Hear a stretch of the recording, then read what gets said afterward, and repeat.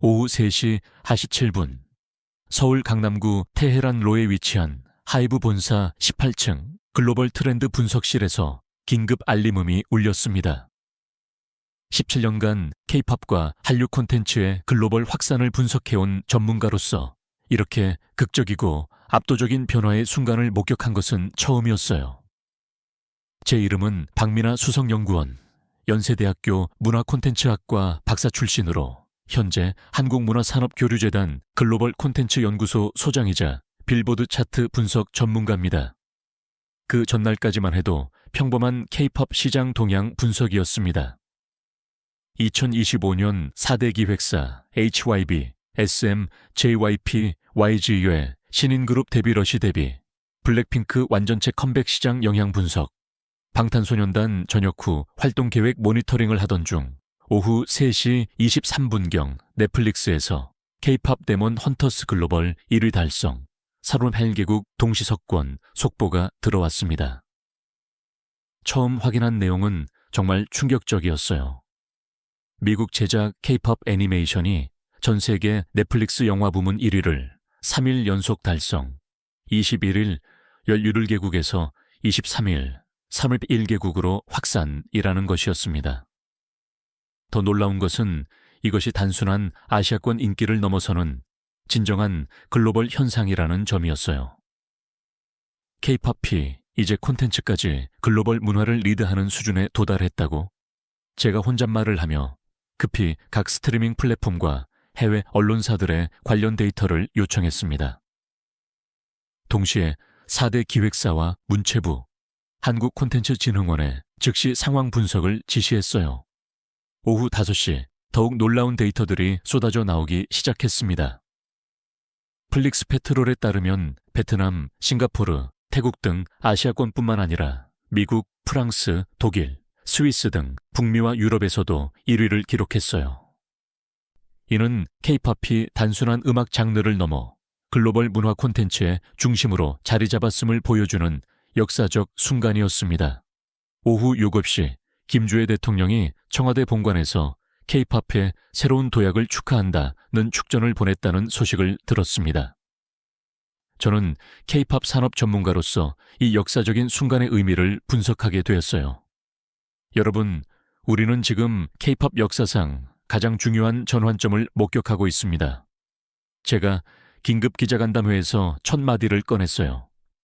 17년간 K-팝 산업을 분석해온 경험으로는 이렇게 문화적 파급력이 확산되는 현상은 매우 드문 일입니다.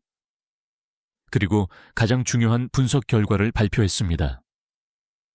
K-팝 데몬 헌터스의 성공은 단순한 애니메이션 히트가 아닙니다. 이는 K-팝이 음악을 넘어 스토리텔링, 시각적 콘텐츠, 게임, 애니메이션까지 아우르는 종합 문화 콘텐츠로 진화했음을 보여주는 증거입니다. 가장 흥미로운 분석은 이 현상이 기존의 한류 팬덤을 넘어서는 새로운 글로벌 대중들까지 끌어들였다는 점이었어요. 매기강과 아페란스 감독이 공동 연출한 이 작품에 대한 해외 반응을 보면 K-팝에 대한 기본 지식이 없던 시청자들도 매료되고 있었습니다. 방시혁 하이브 의장이 구체적인 산업 분석을 설명했어요. 가장 주목할 점은 K-팝의 IP 지적 재산권 확장성입니다. 더 이상 음악만으로 끝나지 않고 애니메이션, 게임, 웹툰, 드라마까지 연계되는 멀티미디어 콘텐츠로 발전하고 있습니다. 또한 이번 성공으로 할리우드와 넷플릭스 등 글로벌 콘텐츠 기업들이 K-팝 소재의 콘텐츠 제작에 더욱 적극적으로 나설 것으로 예상됩니다. 가장 핵심적인 분석은 왜 이런 현상이 지금 일어났는가 하는 점이었어요. 저희가 글로벌 시장 조사를 통해 파악한 주요 요인들을 소개하면 첫째, K-팝의 스토리텔링 체계화, 방탄소년단의 BU, 방탄 유니버스, 에스파의 MY, 에파 등 각 그룹마다 고유한 세계관과 스토리가 있어 애니메이션 등 다른 매체로 확장이 용이했어요. 실제로 K-팝 데몬 헌터스는 K-팝 아이돌이 악령 사냥꾼이라는 독특한 설정으로 기존 K-팝의 판타지적 요소를 극대화했습니다. 둘째, 글로벌 제작 시스템의 완성. 한국계 감독과 미국 제작진의 협업, 넷플릭스라는 글로벌 플랫폼을 통한 동시 공개가 성공의 핵심이었어요. 특히 K-팝은 정말로 위기에 빠져 있나 라는 일부의 우려와는 달리 오히려 더욱 진화된 형태로 글로벌 시장을 선도하고 있음을 증명했습니다. 셋째, 팬덤의 능동적 참여. 기존 K-팝 팬들이 새로운 콘텐츠를 적극적으로 홍보하고 확산시키는 역할을 했어요. 6시간 후 이 성공이 K-팝 산업계에 미친 영향이 나타나기 시작했습니다. 저는 실시간으로 각 기획사의 반응을 모니터링했어요. 하이브에서는 방시혁 의장이 K-팝의 새로운 가능성을 보여준 역사적 사건이라며 멀티미디어 콘텐츠 확장을 더욱 가속화하겠다고 발표했습니다.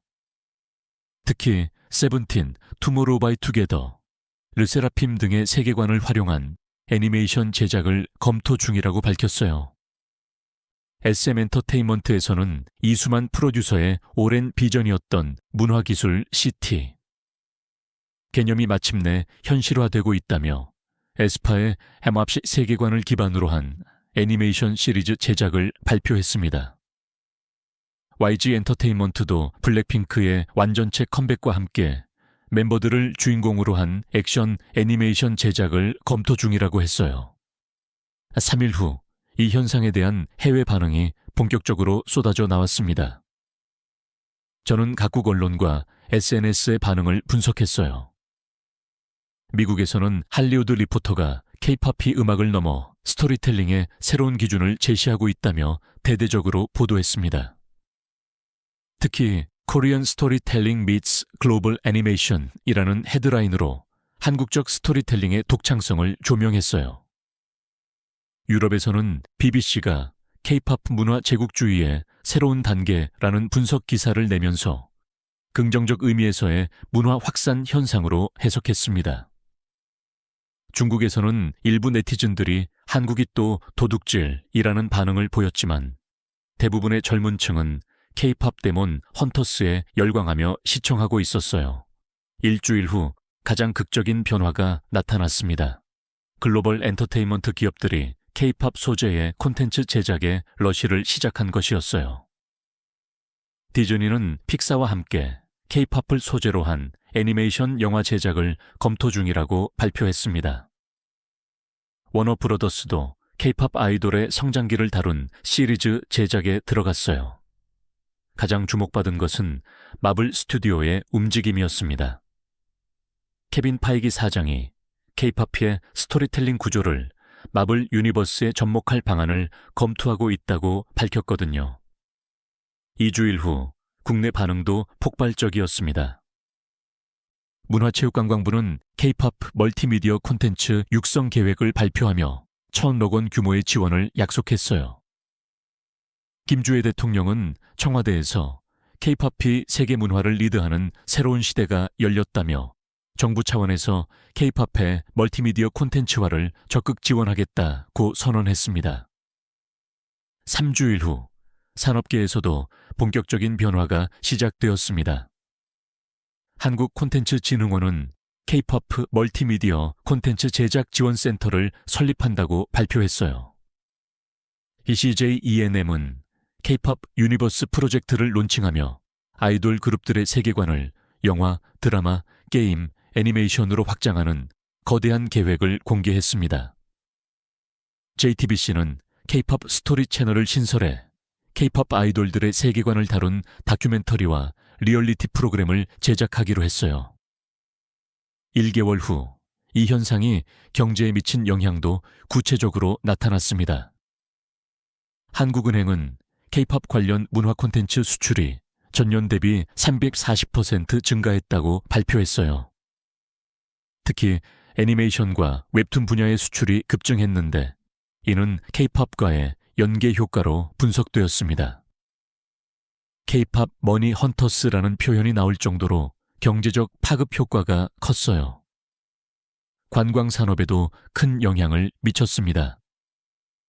한국관광공사는 K-팝 데몬 헌터스 촬영지 투어 상품을 출시했고 실제로는 애니메이션이었음에도 불구하고 K-팝 관련 장소들에 대한 해외 관광객들의 관심이 폭증했어요.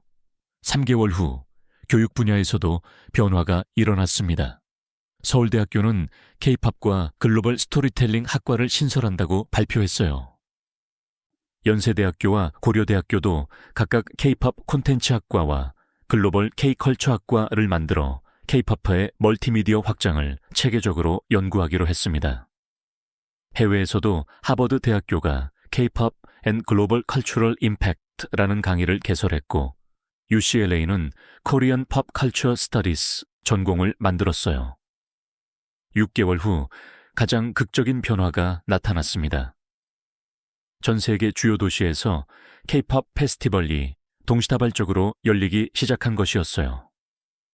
뉴욕의 타임스퀘어에서는 K-팝 유니버스 페스티벌이 열렸고 런던의 하이드파크에서는 K-팝 앤 애니메이션 페스티벌이 개최되었습니다.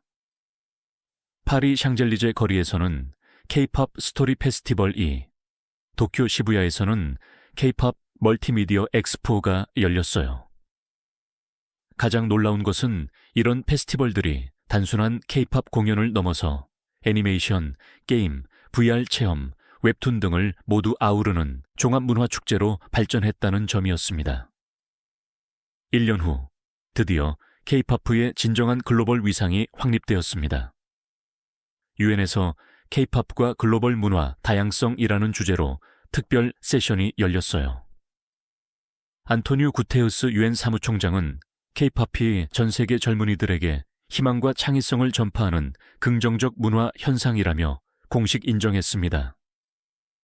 유네스코는 K-팝을 인류 무형문화유산 후보로 검토하기로 결정했어요. 이는 단순한 음악 장르를 넘어 글로벌 문화 현상으로서의 가치를 인정받은 것이었습니다. 현재 저는 K-팝에서 K-유니버스로 글로벌 문화 콘텐츠의 새로운 패러다임이라는 연구서를 집필하고 있습니다. 이 연구는 향후 문화 콘텐츠학과 국제문화교류학의 중요한 자료가 될 것으로 예상돼요. 핵심 분석 결과는 다음과 같습니다. 첫째, 콘텐츠의 진화. K-팝이 단순한 음악에서 종합문화 콘텐츠로 진화하면서 더욱 강력한 글로벌 영향력을 갖게 되었습니다. 둘째, 스토리텔링의 힘. 각 아이돌 그룹의 고유한 세계관과 스토리가 다양한 매체로 확장되면서 팬들에게 더욱 몰입감 있는 경험을 제공했습니다. 셋째, 글로벌 협업 시스템. 한국의 창의성과 해외의 제작 인프라가 결합되어 진정한 글로벌 콘텐츠가 탄생했습니다. 넷째, 경제적 파급 효과. K-팝이 음악 산업을 넘어 애니메이션, 게임, 관광, 교육 등 전 분야에 미친 경제적 영향이 막대했습니다. 다섯째, 문화적 소프트 파워. K-팝을 통해 한국의 문화적 영향력이 전 세계로 확산되면서 진정한 문화 강국으로서의 지위를 확립했습니다. 마지막으로 이 모든 변화의 시작점이 바로 K-팝 데몬 헌터스라는 31개국 동시 1위라는 역사적 성취였다는 점을 강조하고 싶어요. 하나의 애니메이션 작품이 어떻게 전 세계적인 문화 현상을 촉발시킬 수 있는지를 보여주는 21세기 문화사의 기념비적 사건이었습니다. 그래서 저는 확신해요. K-팝 데몬 헌터스의 성공은 단순한 엔터테인먼트 히트를 넘어서 K-팝이 글로벌 문화 콘텐츠의 새로운 기준을 제시한 역사적 순간이었다고 말입니다. 음악에서 시작된 한류가 마침내 종합문화 콘텐츠로 완성되어 전 세계를 하나로 연결하는 문화의 다리 역할을 하게 된 21세기 최고의 문화적 성취였습니다.